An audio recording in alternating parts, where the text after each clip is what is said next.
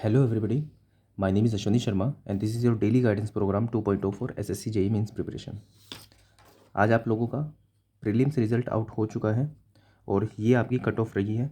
General की 108 रही है, बाकी भी आप देख सकते हो। PDF अपलोड कर दी गई है टेलीग्राम चैनल द सिविल बंदा पर, वहाँ से भी आप देख सकते हो। पॉइंट पे आते हैं। 10,154 बच्चे सेलेक्ट हुए हैं मेंस के लिए। तो सबसे पहले कॉन्ग्रेचुलेट आप सभी को, आपने एक स्टेज क्लियर की, आप एक स्टेप और पास पहुंच गए अपनी सक्सेस के। तो इन लोगों को बधाइयाँ। बाकी जितने बच्चे सिलेक्ट नहीं हुए हैं उन लोगों को ज़्यादा सोचना नहीं है, ज़्यादा टाइम वेस्ट नहीं करना है। हाँ, अपनी गलतियों को एनालाइज कर सकते हो, क्या कमी रही है, कितने मार्क्स से रह गया है, वो सब एनालाइज कर सकते हो। लेकिन आज का दिन अगर छोड़ दिया जाए तो कल से आपकी पढ़ाई शुरू हो जानी चाहिए।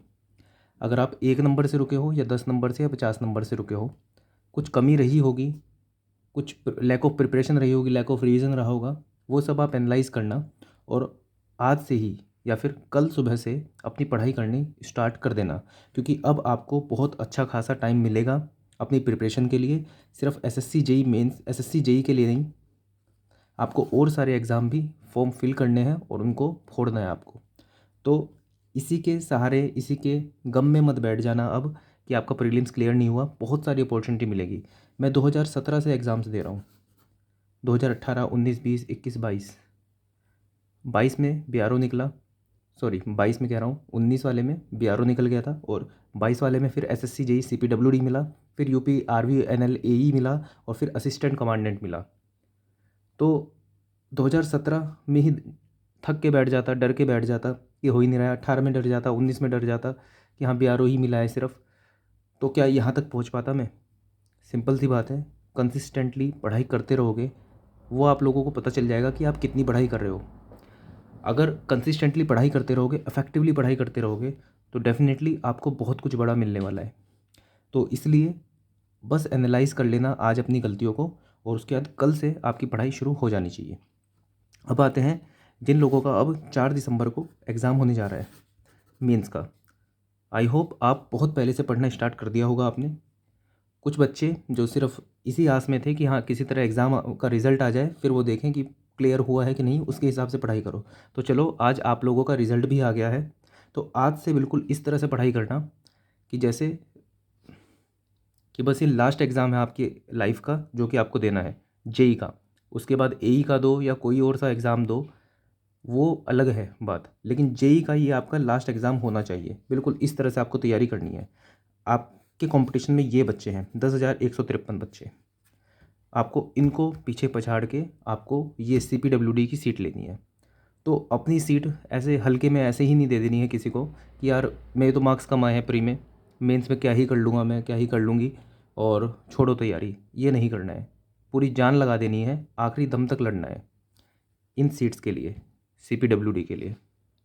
तो आप लोगों की मेंस की प्रिपरेशन के लिए ही मैंने 21 टास्क की सीरीज़ बनाई है। आज आपको टास्क 9 मिलेगा, आपको ये कंप्लीट करना है। बाकी मैं एक ओवरऑल आपको बता देता हूँ कि क्या करने से सिलेक्शन हो जाएगा। ESE प्रीवियस ईयर PYQs वो देखने हैं आपको। ये मत सोचना कि आपको किताब ख़त्म करनी है, बस इस हिसाब से करना कि हर दिन आप 200-300 क्वेश्चन कर पाओ। टोटल मिला के ESC YCT ये सब मिला के 300 क्वेश्चन तो मिनिमम है, इतने तो करने ही है। अगर इतने ना कर पाओ, आपको लगता है कि आप पहली बार करने जा रहे हो, तो एटलीस्ट 100 क्वेश्चन तो ऐसे होने चाहिए जो आपने सीख लिए हों नए। इस स्पीड से चलोगे तो डेफिनेटली सिलेक्शन हो जाएगा। अगर ये सोच के चलोगे कि 10,000 क्वेश्चन है, ठीक है, 4 तारीख तक ख़त्म करने हैं, एक दिन में इतने क्वेश्चन करने हैं, तो नहीं हो पाएगा। एक क्वेश्चन भी ढंग से नहीं कर पाओगे। तो चीज़ें होच पोच में नहीं करनी है, बहुत तेज क्रैमिंग नहीं करनी है चीज़ों की, बस क्वेश्चन करते चले जाओ। सीखने हैं क्वेश्चन को, ठीक है, प्रैक्टिस करनी है क्वेश्चन की, खुद से सोल्व करके देखने हैं। तो प्री रिक्विसाइट क्या है? ESC के PYQ, YCT AE अगर आपने कर रखी है बहुत अच्छी बात है, एक बार और रिवीजन लगा लेना उसका। ये दोनों किताबें बहुत ज़रूरी है। टेस्ट सीरीज़ कोई भी ले सकते हो, मैं आपको रिकमेंड कर रहा हूँ टेक्स्ट बुक की टेस्ट सीरीज़। टेक्स्ट बुक, क्योंकि जो मैं टास्क देता हूँ, ये जो चैप्टर टेस्ट वगैरह देता हूँ, वो मैं वहीं से देता हूँ। दूसरा, आपको सीधा जो PYQs हैं वो मॉक टेस्ट की तरह देने को मिल जाएंगे। तो इसलिए आपको मैं रिकमेंड करूँगा कि आप टेक्स्ट बुक की टेस्ट सीरीज़ लो। तो क्या क्या करना है आपको? ESC की PYQ जितनी हो सके उतनी करनी है, YCT AE जितनी हो सके उतनी करनी है, test series mock test full भी देने हैं, चैप्टर टेस्ट भी देने हैं, और साथ में शॉर्ट नोट्स हैंडबुक की रिवीजन। ये किस तरह से करना है आप अपने हिसाब से अरेंज कर सकते हो। अगर नहीं कर सकते हो अपने हिसाब से अरेंज, या फिर टाइम वेस्ट बहुत हो रहा है, तो जैसे मैं टास्क आपको डेली दे रहा हूँ बस उसे करते रहो, डेफिनेटली सिलेक्शन हो जाएगा। तो स्टार्ट करते हैं अपने आज टास्क 9 से। आज आपको टेक्निकल बूम में सॉइल और एस्टिमेशन एंड कॉस्टिंग पढ़ना है। पिछले हफ्ते भी आपने ये पढ़ा था, आई होप आपने बहुत अच्छे से पढ़ा होगा। बहुत सारे क्वेश्चन में डाउट भी आया होगा, बहुत सारे क्वेश्चन आपने नए सीखे भी होंगे। तो आज जब आप इसको स्टार्ट करो सॉइल और एस्टिमेशन एंड कॉस्टिंग को, तो जो पिछली बार जो क्वेश्चन आपने नए सीखे थे, आप एक बारी में नहीं कर पाए थे, उनको सबसे पहले देख लेना। टेक्निकल बूम में आप क्या करोगे, सॉइल को ओपन करोगे, ESEPYQ ओपन करोगे, और ओपन करने के बाद पहले चैप्टर से लेके जितने भी इसके चैप्टर हैं, मान लो 10 चैप्टर है, हर चैप्टर के 5-5 क्वेश्चन करोगे, और ऐसे ही पूरे सभी चैप्टर्स के 5-5 क्वेश्चन कर लोगे। ऐसे ही एस्टिमेशन एंड कॉस्टिंग, मुझे याद नहीं है किस तरह से चैप्टर वाइज दे रखा है क्या, ESC के तो चाहे ना करो, लेकिन YCT, क्योंकि ESC में ज़्यादा नहीं है इसके, YCT A के जरूर कर लेना, इसके क्वेश्चन वहाँ से पूछे जा सकते हैं, बट मतलब वैरायटी ऑफ क्वेश्चन आपको मिल जाएगी YCT A से, तो वहाँ से इसके क्वेश्चन जरूर कर लेना। आगे चलते हैं टेक्निकल पैकेज में। आज आपको ESC 2021 का पेपर करना है, क्वेश्चन नंबर 101 से 150 तक। ये आपको कहाँ पे मिल जाएगा, आप टेक्स्ट बुक की टेस्ट सीरीज़ में जाओगे, अगर नहीं है तो परचेज़ करोगे तो प्रो वर्जन ही परचेज़ करना, उसके अंदर आपको PYQ मिल जाएंगे। आपको ESC 2021 ओपन करना है और वहाँ पे तुरंत सबमिट कर देना है। ध्यान रहे कि आपको ये एज अ टेस्ट नहीं देना है, एज अ टेस्ट दोगे तो टाइम भी बहुत सारा लग जाएगा, प्लस आप सीख ज़्यादा कुछ नहीं पाओगे, तो इसलिए इसको सबमिट कर देना और क्वेश्चन नंबर 101 पर पहुंचना, और 101 से 150 तक क्वेश्चन करने हैं। ऐसा हो सकता है कि आप 50 क्वेश्चन एक बारी में ना कर पाओ, एक दिन में ना कर पाओ, 25 क्वेश्चन कर लेना, लेकिन करने ज़रूर है, क्योंकि हर दिन आपकी नज़रों के सामने से ESC के क्वेश्चन जाने चाहिए, क्योंकि ऐसे लेवल के क्वेश्चन आपको मेंस में फेस करने पड़ सकते हैं। तो पहले से आपको प्रिपेयर रहना है। बात सिर्फ नॉलेज की नहीं है कि वो एग्जैक्टली वो क्वेश्चन आ जाएंगे क्या, बात है टाइप की, कि वो जो स्टेटमेंट वाले क्वेश्चन हैं, आपको भले ही वो आते भी हों, आपके अंदर नॉलेज भी हो, लेकिन इतने सारे स्टेटमेंट्स कम टाइम में पढ़ना, एनालाइज करना बिना किसी सिली मिस्टेक के, वो बड़ी बात हो जाती है। तो इसलिए आपको उस चीज़ के लिए भी प्रिपेयर रहना है। तो आपको ये क्वेश्चन ट्राई करने हैं टेक्निकल पैकेज से। टेक्स्ट बुक की टेस्ट सीरीज से आप कर सकते हो, खरीद सकते हो, बहुत सस्ती है, NEFWB7, ये कोड यूज़ करोगे तो 10% और आपको डिस्काउंट मिल जाएगा, तो ये कोड यूज़ करके भी खरीद सकते हो। शॉर्ट नोट्स एंड हैंडबुक, ये आप BMC के और रेलवे के आज शॉर्ट नोट्स और हैंडबुक से रिवाइज़ करोगे, और जब ये आप रिवाइज़ कर लो उसके बाद आपको टेस्ट अटैम्प्ट करने हैं। कौन कौन से टेस्ट अटैम्प्ट करने हैं, चैप्टर 1 से चैप्टर 4 तक।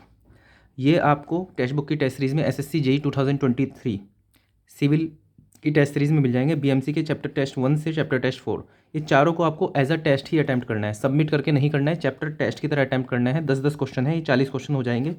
आपको हर टेस्ट में देखना है कि आपने शॉर्ट नोट से रिवाइज़ किया तो आप कितने क्वेश्चन कर पा रहे हो। इस तरह से आपको पता चल जाएगा कि शॉर्ट नोट से आपने रिवाइज़ किया प्लस कितनी चीज़ें रिटेन हो पा रही है। रेलवे का चैप्टर टेस्ट सिर्फ 14 है, उसको कर लोगे। इसके साथ साथ कल मैंने आपको टास्क 8 में कुछ सर्वे और FM के टेस्ट दिए थे करने के लिए, सभी आप नहीं कर पाए होंगे, ये मुझे पता है, क्योंकि बहुत सारा काम था कल। तो आज जो बचे हुए टेस्ट हैं 8 से 13 या फिर 21 से 29, इनमें से जो भी आपका रह गया होगा आज उसको आप कंप्लीट कर लोगे। तो ये आपका टास्क 9 का टास्क है। टास्क 21 तक आपको पूरा शिद्दत से कंप्लीट करना है चीज़ों को, और मैं बता रहा हूँ सिर्फ इतना भी कर लोगे, सिर्फ नहीं है वैसे, बहुत ज़्यादा है। अगर इतना भी करने की आदत डाल लोगे तो डेफिनेटली, अगर इतना करने की कोशिश करोगे तो 10 घंटे की स्टडी आपकी कहीं नहीं गई है। आखिरी के टाइम पे ऐसा होता है कि आपकी 2-2 3-3 घंटे करने में भी, स्टडी करने में भी आपको बहुत मुश्किल हो जाती है, या फिर आप 6-7 घंटे पढ़ते तो हो, लेकिन आपको खुद पता नहीं चलता कि आपने क्या पढ़ लिया। ठीक है ना, कोई इफेक्टिव स्टडी हो पाती है। इस तरह से करोगे तो इफेक्टिव स्टडी भी होगी और लंबी स्टडी भी होगी, और डेफिनेटली इसका फ़ायदा आपको एग्ज़ाम में ज़रूर मिलेगा, क्योंकि यहाँ पे आप चैप्टर टेस्ट भी कर रहे हो, अपने आप को टेस्ट भी कर रहे हो, साथ में आप पूरे सिलेबस के रैंडम क्वेश्चन भी कर रहे हो, और एक पर्टिकुलर सब्जेक्ट के अलग अलग चैप्टर के क्वेश्चन भी कर रहे हो। तो हर तरह की होलसम आपकी स्टडी यहाँ पर डेली बेसिस पे हो रही है। तो इन टास्क को फॉलो करोगे, डेफिनेटली सिलेक्शन हो जाएगा।